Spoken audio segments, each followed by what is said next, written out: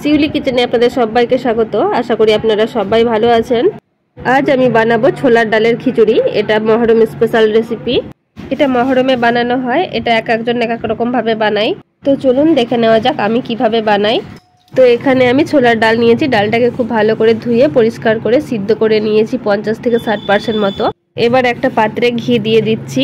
Specially যখন আপনি এটা ঘি দিয়েই শুধু রান্না করবেন তখন এর টেস্ট কিন্তু খুব ভালো হয় খেতে। এবার দিয়ে দিচ্ছি কেটে রাখা পেঁয়াজ। এবার পেঁয়াজটাকে ভেজে নিচ্ছি। এটাকে ততক্ষণ ভাজবো যতক্ষণ না পর্যন্ত ব্রাউন কালার না হয়। দেখুন এই রকম পেঁয়াজ ভাজা হয়ে গেছে।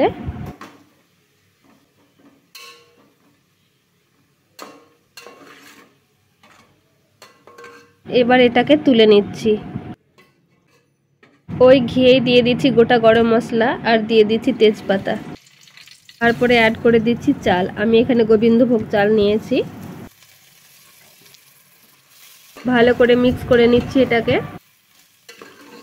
এটা বিশেষত মহরম স্পেশাল রেসিপি। এটা মহরমেই বানানো হয়। এরপরে দিয়ে দিচ্ছি চিনে বাদাম আর দিয়ে দিচ্ছি সিদ্ধ করে রাখা ছোলার ডাল। সামান্য আদা রসুন বাটা দিয়ে দিচ্ছি। এবার ভালো করে মিক্স করে নিচ্ছি এটাকে। খুব ভালো করে চাল ডাল বাদামটাকে ভেজে নিচ্ছি। আর এইখানে বাদামটা কিন্তু ঘিয়ের ওপরে একেবারে ভাজবো না, এভাবে চালের ওপরে দিয়েই ভেজে নিব। এতে করে খিচুড়ির খুব সুন্দর একটা টেস্ট হয়। চালটা খুব ভালোভাবে ভাজা হয়ে গেছে। এরপরে অ্যাড করে দিচ্ছি জল। 1 গ্লাস চালের জন্য 1.5 গ্লাস বা 1.25 গ্লাস জল অ্যাড করতে হবে, তার বেশি না। স্বাদ অনুযায়ী লবণ দিয়ে দিচ্ছি। ভালোভাবে মিক্স করে নিচ্ছি। এবার ঢাকা দিয়ে 5 মিনিট রান্না করে নিব।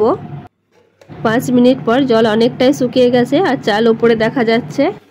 একটু এটাকে ওপর নিচ করে নেড়ে দিচ্ছি।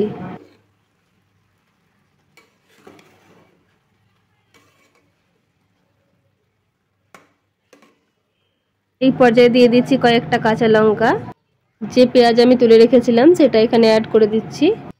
দিয়ে দিচ্ছি টেস্টের জন্য সামান্য পরিমাণ চিনি। এতে করে খাবারটা মিষ্টি হবে না একেবারেই। এক সাইডে একটু দিয়ে দিচ্ছি ফুড কালার।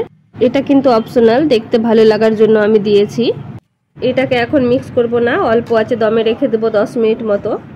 তারপরে গ্যাসের ফ্লেমটা বন্ধ করে দিয়েছিলাম। বন্ধ করার পরে 10 মিনিট রেস্টে রেখেছিলাম।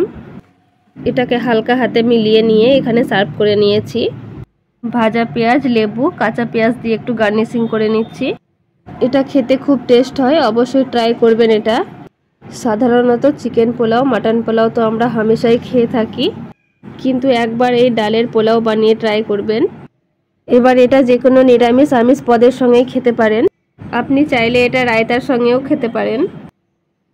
সিম্পল অ্যান্ড টেস্টি ছোলার ডালের খিচুড়ি। এই রেসিপিটি যদি আপনাদের ভালো লেগে থাকে তাহলে অবশ্যই লাইক শেয়ার করবেন। তো আজ এ পর্যন্তই মহরম স্পেশাল খিচুড়ি রেসিপি। সবাই ভালো থাকবেন, সুস্থ থাকবেন। পুরো ভিডিওটা দেখার জন্য ধন্যবাদ।